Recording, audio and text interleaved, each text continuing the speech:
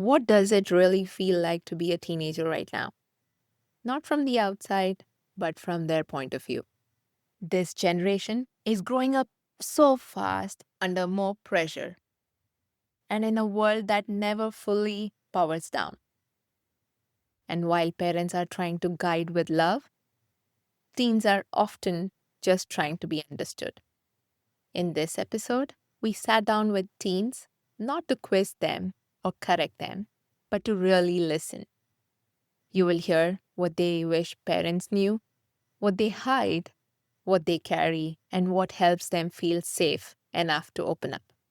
It's raw, it's honest, and it might just shift the way you see your teenager. Let's begin.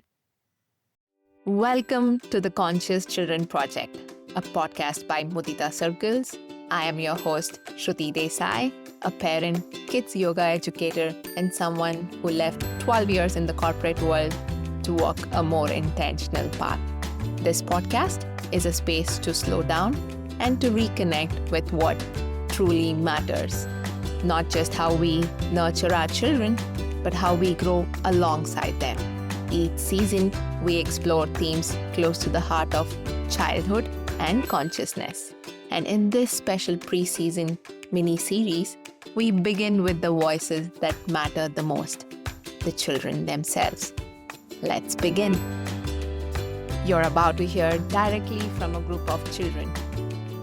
They were kind, open, and incredibly wise. We asked, they answered, and here's what they had to say. Thank you all for being here today. Welcome to one and all. Let's start with understanding where you're from, how old you are, and if you want to share your first name. My name's Iksha. I was born in Delaware, then I moved to Pennsylvania. I'm 14 and I'm in high school right now. Hi, my name's Akshaya. I'm from Pennsylvania as well, and I'm going to 10th grade. Hi, I'm Tori, and I am 15 years old, and I was also born in Pennsylvania. Hi, I'm Rahil. I'm 14 years old. I was born in Seattle, Washington. I'm going to be a freshman in high school. Hi, I'm Rhea. I was born in Washington, and I'm going to be a freshman. That's lovely. Thank you all for sharing. Really excited to get this conversation started. If you could share something fun you love doing with your parents, one thing maybe with each of your parents or together. I like to play board games with my parents. I like Sequence. That's like our favorite. And also just like watching movies is really fun too. Yeah, I watch a lot of TV shows with my dad. So, we watch a lot of, detective movies or stuff like that. I like cooking and hanging out with my mom. She teaches me new recipes, and I like playing tennis with my dad. I like playing sports with my dad and helping my mom in the kitchen any way possible for cooking or just making food. I also like watching a movie with my parents and playing board games with them. That's great. Looks like all of you enjoy either playing, cooking with your parents. I think cooking seems to be the common denominator here. That's amazing. If you could describe your parents in one word, let's imagine your parents were a feeling or a thought. How would you describe them? It could be one word describing both together, or it could be two separate words, or if one word is not sufficient, feel free to use, a sentence. I would describe my parents as supportive. Even though they don't necessarily understand what I want or why I want it, they try to do their best to help me accomplish it, even though they don't agree with it properly. I would describe my parents as caring because they care about my opinion all the time, and even if we don't see eye to eye, they always hear me out. I would say that my parents are kind of inspirational because when my dad does something, he will do it all the way through, and I guess that's just a good example of hard work. Mm-hmm. I say my parents are they have good determination. So they just like inspire me to be determined to do something. I would say like my parents are also supportive because like they're always trying to like pushing me to be better and just like be a better person. That's great. That's amazing. And it's what I see in common is both your parents give you the same sort of a feeling. It's not that, one is showing you love, the other one is showing you care or supportive. You feel like both are working in sync and you're getting the same feeling from both of them, which is amazing.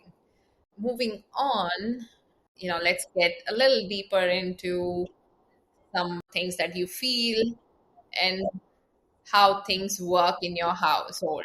There's this old Indian wise saying which says, treat a kid like a king until the age of 5, and between 5 to 15, treat them like a disciple, wherein you are correcting them, guiding them, teaching them several things. And post 15, treat them like a friend. Do you think that makes sense in today's world? Do you think it's just a wise saying, but in reality it doesn't work that way? Or if you think there is truth to it? I think like for like each part, there's definitely some truth. Like when kids are young, they have so much imagination that if you treat them like as a king, I feel like it gives them freedom to pursue like what they think that they want to do. But then, as you said, 5 to 15, I feel like, yes, you should start to kind of like set some rules for your kids, but also like try to also make it fun and like not too much like strict. Mm-hmm. But yeah. So I think that from 1 to 5, a kid should be treated like a king because of all their many needs. An infant is much more different than a teenager, as it needs a lot of sleep, it like needs baby food, it needs care, and it can't be just, put out in school and be expected to do everything it's on its own. But however, I feel like the age should be reduced to an adult treating their child like a friend, because the maturity rate in nowadays world is much lower, or in the age at least, because of social media and how it exposes kids to a lot more than it did like 20 years ago. Because 20 years ago, there wasn't like YouTube and TikTok and Instagram on everyone's phones, and it didn't show them everything. In some ways, that's good, some ways, that's bad. But I feel like the age should be reduced to 13 instead of 15. Yeah, I think like 1 to 5, like you have to like treat them like a king because like they can't really be on their own because they're not old enough yet. And I think parents should be like more friendlier, like act like a friend, like age like 11ish, because like at first if they don't be like friendly to them, they'll see them as a more stricter parent and they won't like open up to them. So if they do it at like more of a younger age, then it'll be like really easy to talk to them. That's fair. I mean, as we are evolving and as things around us are evolving, I think the age could be relooked, and maybe parents can start bonding with their kids much earlier as a friend rather than waiting until 15. Anyone else want to add on, or we can move on to next question? Okay. Do you ever hide parts of yourself at home because you're afraid of being judged or misunderstood? And you don't have to share a story that has happened, but maybe what is it that makes you feel like you want to hide or you want to lie? I think not necessarily hide, but I don't just like try to explain modern slang or like how the news of today. I don't like, if I do explain it to my parents, it probably has a good reason to why I'm explaining it, or else I wouldn't, because they usually don't get it, or it takes a long time to explain it to them, like a really long time. But I feel like sometimes I don't like share to my parents a lot of things what like I did wrong, because even though like I understand it fully, like I make sure I understand it fully, if I tell them instead of like being understanding, they'll turn on to like a more like teaching mode, and they'll try to like mentor me through what I did wrong, even though that's not really what I need at that moment. Like that probably would have been better like a week before or something like that, but I feel like sometimes they don't see the moment correct, and that might have been better if I was 7, but probably not now.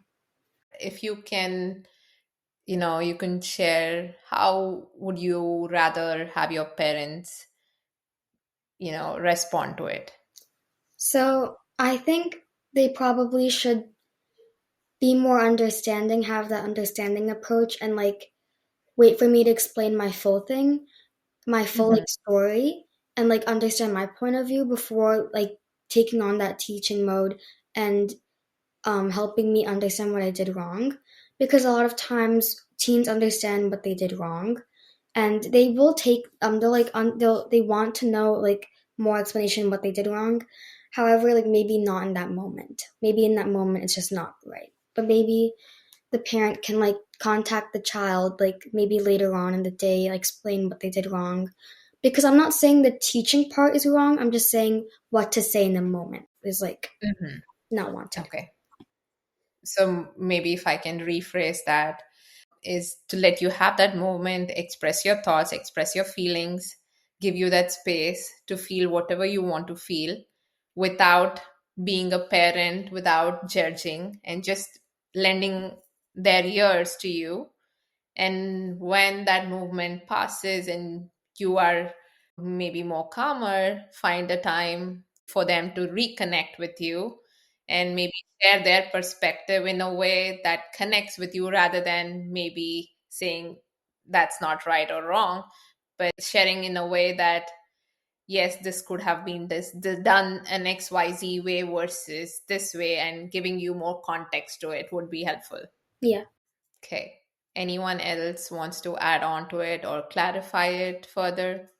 Sometimes I feel like I do hide things just because I'd rather want advice than a lecture. And I feel like sometimes like my parents would like try to go into being like, oh, you shouldn't have done that, when I just really just want them to give me advice instead of like turn this into a whole lecture. Mm-hmm. And would you, situations like that, would you rather keep things to yourself, or do you prefer sharing it with another teenager or another friend of your age? Yeah, I feel like for that I go to my friends, Mm-hmm. but then like I do go to my parents too, like after getting advice from my friends. Mm-hmm. I would say that I go to my friends first, so I would always ask like my friends. It depends on what it is, but most of the time I would go to my friends and then I would go to like my parents to get a second opinion because they usually think more logically over emotionally. So like if I'm like really emotional, then my dad will sit me down and he'll be like, you are really emotional right now. You need to like write on paper like the facts. Like you need to figure this out. And then my mom will kind of see the emotional side, but it just depends. Mm-hmm. I think sometimes teens need to get their emotions validated before they get a lecture, or their mindset validated or corrected in this approach. Because I think for teens, like, I don't really agree with this, but like, because I'm a teen, but apparently, like, our emotions are higher or more like outbursted or whatever. So in that sense, I guess we should be like maybe calming down our feelings to get into that right mind space, because sometimes parents look at the mindset before emotions because they're older, they're more mature, and they probably focus on that. Like if you just said that you like accidentally said something hurtful to your friend, they'd probably see what you said to your friend rather than how you felt in that moment. Mm-hmm. I And also feel like because of like the generations, our parents were raised differently. So I feel like the way they see it, like I think it's going to be different than this generation. And also from their perspective, I feel like since they matured and know how to like take in like different situations, I feel like they would go for the more logical way instead of teenagers who like feel much more deeply. at like for that certain scenario. And also in a lot of scenarios that we would like explain to our parents, it would often be at school because that's where we spend the majority of our time. And oftentimes our parents were like raised in a completely different generation, and my parents were raised in India, so it's nothing like how schooling here in America is. So they wouldn't get a lot of things. So, and it would like in the heat of the moment, if I'm like super sad, I wouldn't want to explain, yeah, first period is then and second period is now, and this happened in second period, and my teacher is this, blah, blah, blah. And my teacher is like that, but like she didn't like that or whatever. Because it's a lot to explain like modern cultural references to your parents when you're in an emotionally heightened state. That is very valid. And I mean, not just for a teenager, for any person in that, for that matter, to explain themselves when, it is at the heat of the moment, or, when it's something has just happened. I think even as adults, we struggle with it. So it is fair enough for you to ask for your space, ask for your feelings to be heard and seen. As parents, we know that you will not be sharing everything with us as parents. And I can speak to at least the parents that I know that we are okay with the fact that you don't share everything with us. But what we want you to know, or what we would hope that you are aware, is that you can distinguish between the right and wrong. We want you to be wise enough to differentiate between what is right and what is wrong. But knowing this perspective of, what parents feel, how can parents guide you on that direction and making sure that they are helping you become more wise, that you can decide for yourself? I think maybe the parent should be their friend when they're explaining it to them, and maybe give friend like advice in that moment, but then be their parent a day later. Like give them like that one day, or like depends on how big the confession was, or like how like impactful what they were saying is. Like maybe if it was like about death, it would probably take a week because of grief. Or if it was minor, then just give them less time to be their parent. But I think there's a difference when emotions are involved, and especially when it's a teenager, because they're not yet an adult, where like they want to be told the advice right then. They want to get their emotions validated first. Yeah, I agree with Iksha. I feel like a main thing is like word choice, the way things are worded. I feel like that would impact like the child more. Yeah, I feel like just being like, when you're talking to your kid, if you're more like a friend and you understand what they're saying, it helps them get everything out. Instead of just being super strict about stuff and being mad, you have to just take it down to a level where you also understand what they're going through and stuff like that. So everyone's saying that be a friend, and especially at tough times when they are having tough situation, hard emotions, be a friend and then parent later or the next day.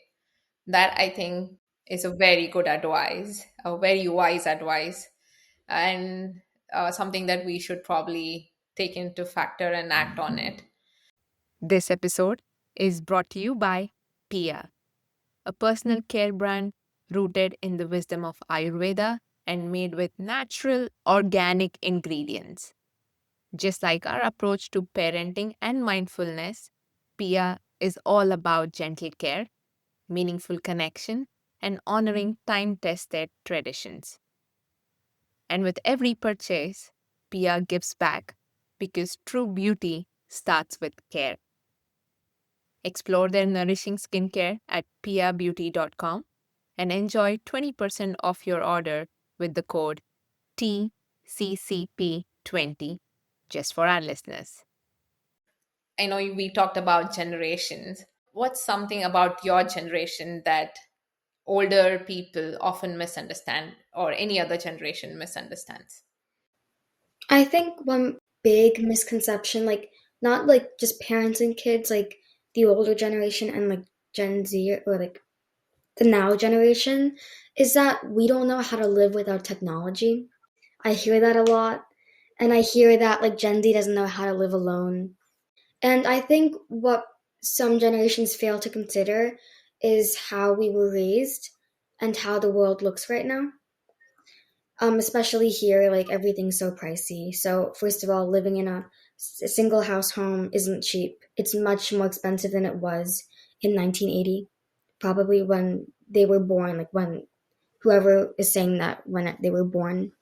And like our generation was born with iPads being invented already. So we grew up knowing how to use it.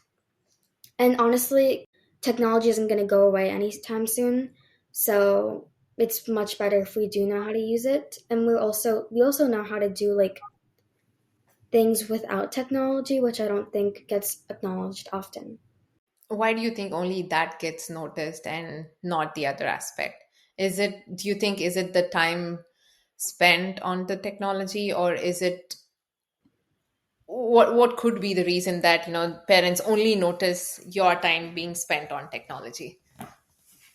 I didn't I'm It's not exactly parents. I just hear older generations like in the outside world say that to younger generations a lot. It's not No. necessarily my parents because they're on technology a lot too. Mhm. I feel like the reason older generations say that is because the time we spend on technology, they were probably out playing games or like hanging out with their friends.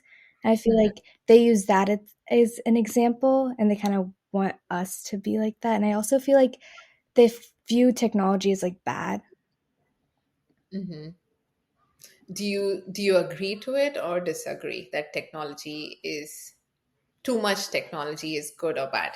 I feel like too much technology can be bad. If you're Hmm. comparing yourself, it's not good for your mental health. But I feel like Hmm. it's entertainment and like a Hmm. reasonable amount should be fine.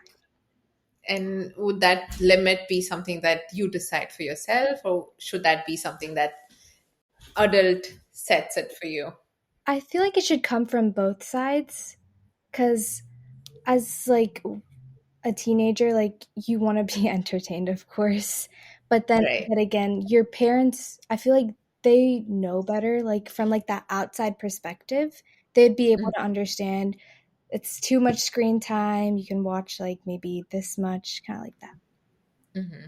I think that also the use of technology should be kept in mind because a lot of the time, us doing our homework in like Schoology or online to a homework assignment on paper and pencil, but like how much easier it is to type up your essay on a doc than handwrite it back when they were in school on paper.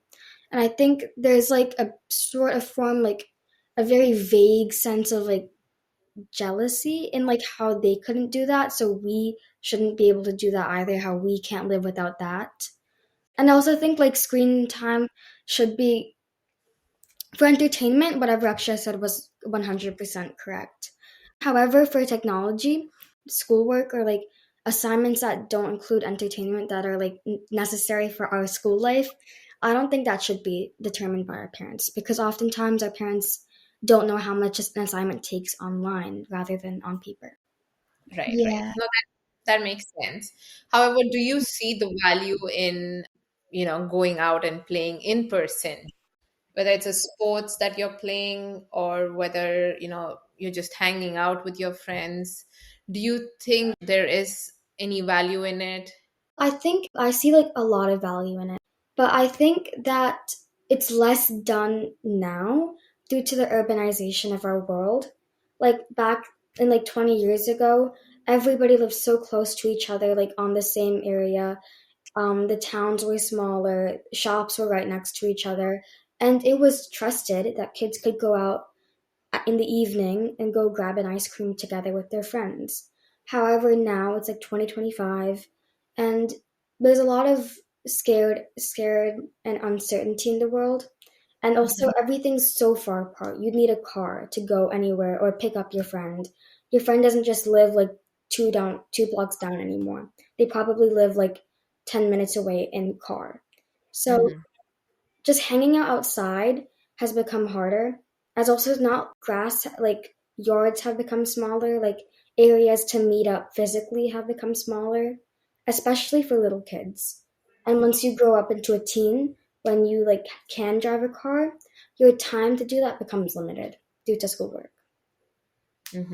That's really eye-opening for me to understand that, there are limitations around why you choose technology over in person because of how things have evolved around us, whether it's the distance that has been created because we don't live as close by, or could it also be the awareness, right?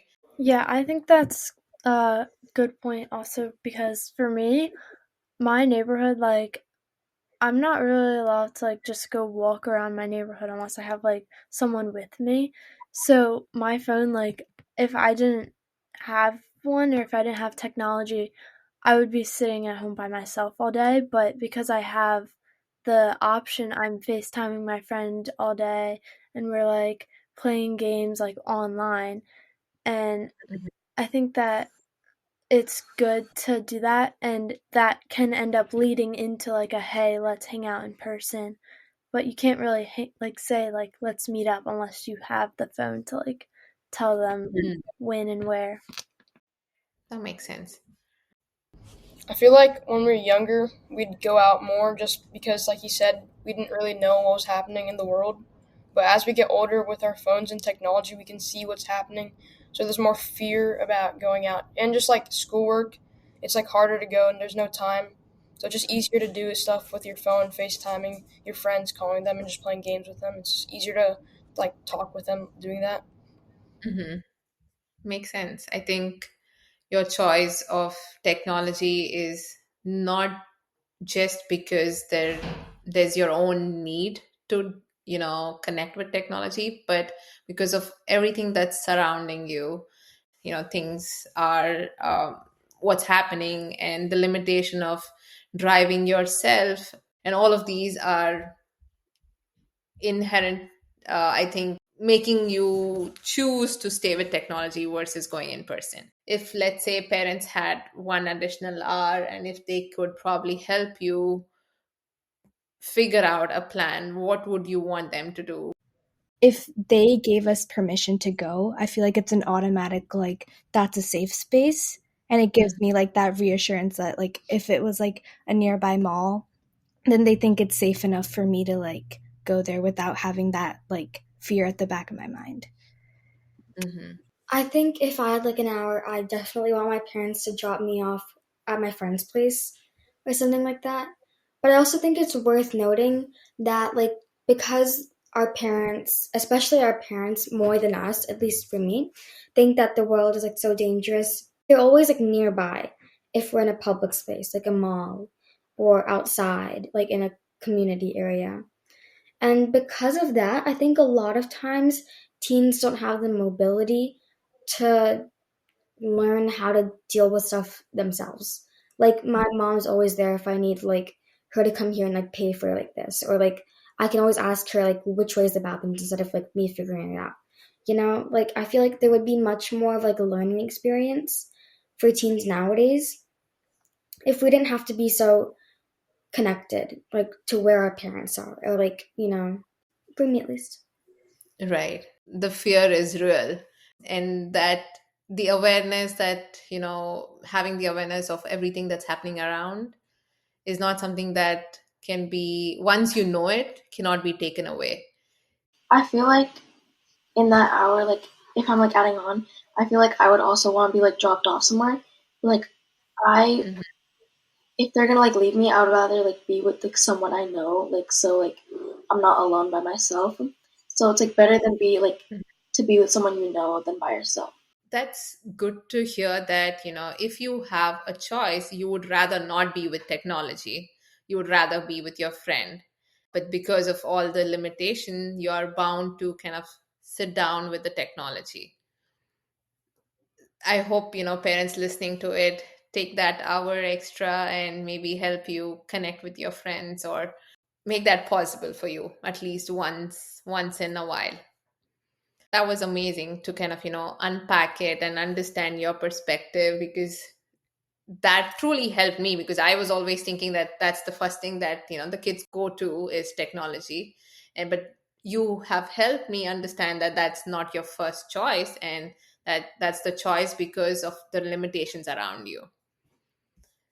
So moving on, do you think parental controls help or hurt your trust?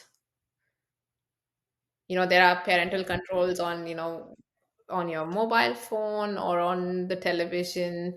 You think having those is, is kind of hurting the trust that both of you want to build?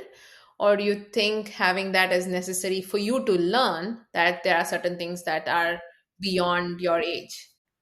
I used to have a screen limit on my phone, and that would make me so angry. I couldn't open like the camera after like 3 hours or something like that, and it would make me so mad. But I don't think it makes me trust them less necessarily, because I know like they're just doing what's best. Like 3 hours is like a lot of time, I guess. back then, I guess. But most of the time nowadays it gets like pretty high because it's summer. It's like you don't have many other things to do. But I think that if they just like let it go, I would have realized myself like I don't know. I feel like if I'm not doing anything wrong, then it shouldn't be like a big problem. Because if I'm having fun, I'm like talking to my friends. There's nothing wrong with it. Yeah, that's the question that we have. How do we know if something's not right? How do we know that you know what your limit should be? Do you know enough that you know that, okay, this is too much for me? I feel like that, whatever you were just saying, has a lot more to do with how a parent trusts their child Mm-hmm. than the child knowing what to. I mean, the parent trusting the child is definitely a big part there. Maybe had screen time regulations when I was like 10 or 11, but once I entered middle school, or like once I'm in seventh grade, they all went away, which is very lucky, guys. Not everybody has that. I'm very lucky to have that. But I think, like Tori, if I had a screen limit, especially in the summer, like a 3 hour screen time limit, I'd, and I was doing something fun, I'd also gonna get mad. But I think the screen limit thing has more to do with how a parent trusts their child. I think if a parent knows their child won't do anything bad on their phone, like nudes, pornography, like obviously that's not everybody, but a large part of the teenage population does that, which isn't good. But I think if the trust is there, there's no need to worry, because I think my parents trust me enough that they gave me like full access to my phone, and I definitely know how to use it. Because if you like gradually get that access to your phone, you'll gradually learn how to use it, how not to use it. And also, if you get told all these things, what to do, what not to do, and you see it. So depending on the person, and for a majority of the people, they won't do anything bad if they gradually get their restrictions off. Mm-hmm. So what I'm hearing is trust, give them the space, and then build on it, versus hold restrictions, because they will find ways to kind of work around it. So the trust is only built by having the trust at first place. I also think it's like you should probably have those restrictions if your kid's like 6 or like 7. They most likely probably would spend all their time on their device, all their time like on YouTube or whatever they're doing. But I think as the kid gets older, they want that trust. They want to know that their parent trusts them and doesn't see them that little anymore. And also like it's a societal norm to have a phone, to have social media. And if your kid has like an hour restriction on TikTok and everybody's on it, and like they would feel left out. Maybe not an hour, but like depends on how strict the parent is. But also like if your child is was already very out there in the first place, very like naughty, if that's like a good way to describe it, I get not trusting your child. Like, I know some parents who took off the doors of their kids' bedrooms, which not only decreases the trust or the bond they have, but also I can empathize for the parents because I wouldn't know what to do in that situation if my child was being rebellious. So I wouldn't have a correct answer in a physical adult restriction way. Mhm. That makes sense. We've talked about, how parents can help, how parents can improve, and all of those. What's one thing that your parents are doing well that, other parents should listen, hear, and adapt? I feel like my parents are, again, like very supportive. Like if I show interest in something, they're also interested in it. I feel like that motivates me to like keep like pursuing interest in it. Mm-hmm. So I feel like that's a big thing for me. Like, I feel like support is the biggest thing because, especially when you're under 16, you can't go a lot of places. And when you're under 18, you can't do as many things as you want to do.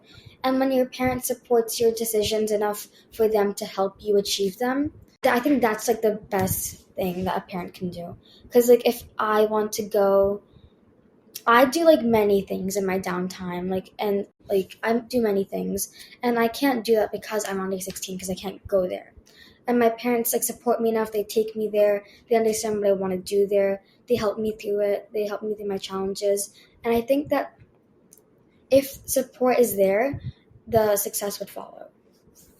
Yeah, and I feel like with support, the bond that the parent and the child has kind of like strengthens, and like you get to know each other better and trust each other more.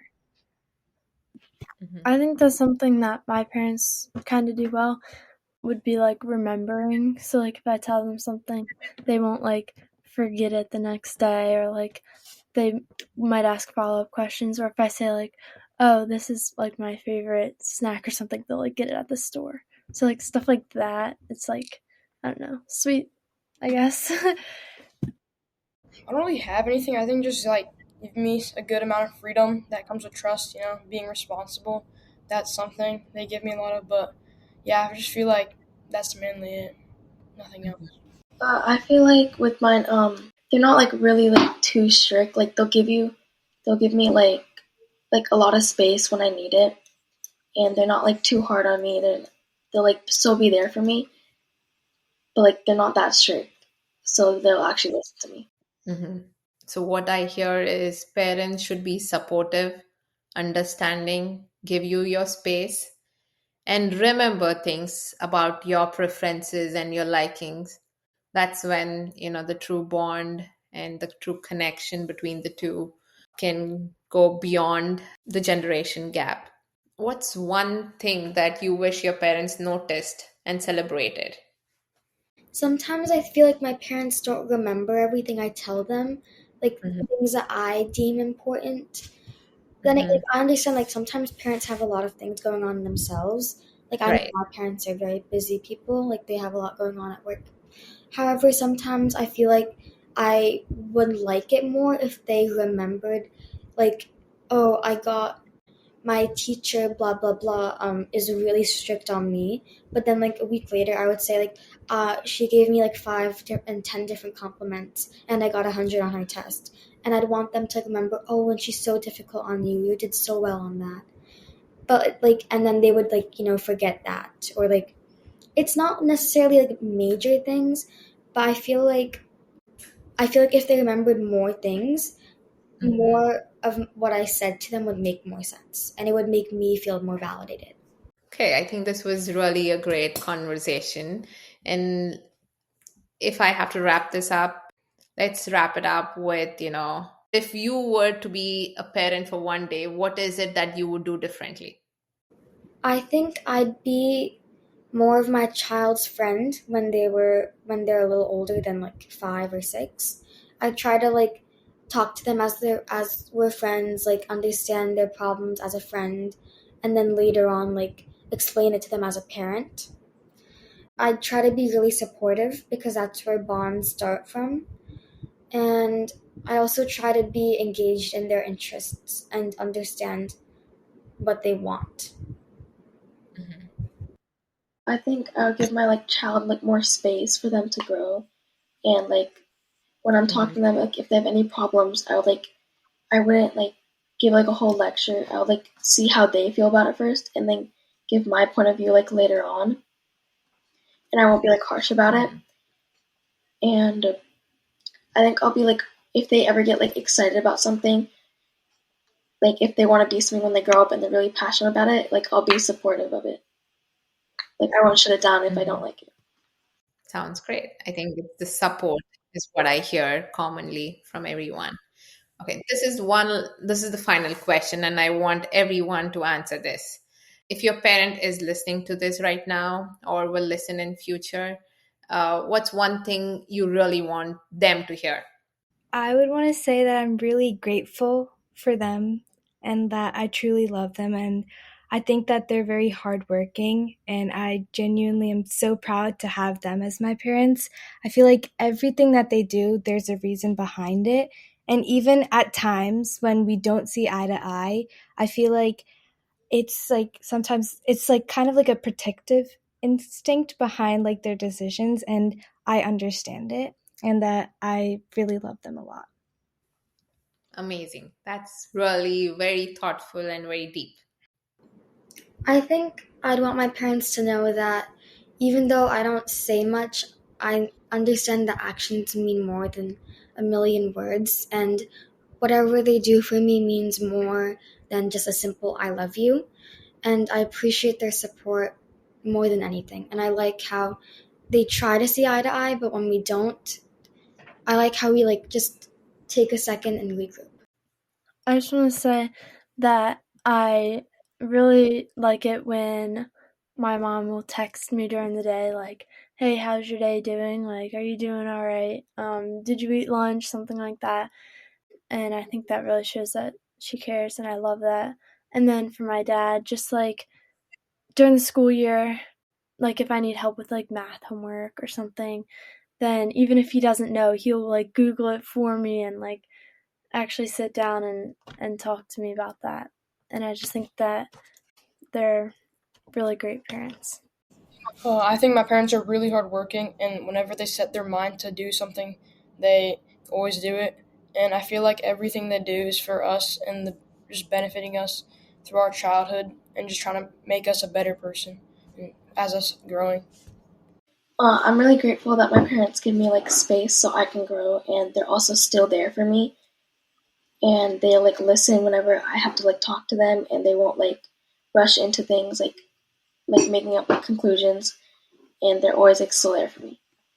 That's really very beautiful. I mean, the first 40 minutes of our conversation, we talked about what they could do better, how they could do what are some things that they don't see that they should see. But at the end, when I asked you this question, there's so much appreciation for your parents for everything that they do that you see, which is really, really heartwarming to know that you see their efforts, that you value what they do, and that you also know for the fact that everything that they're doing is for your betterment and your livelihood, right?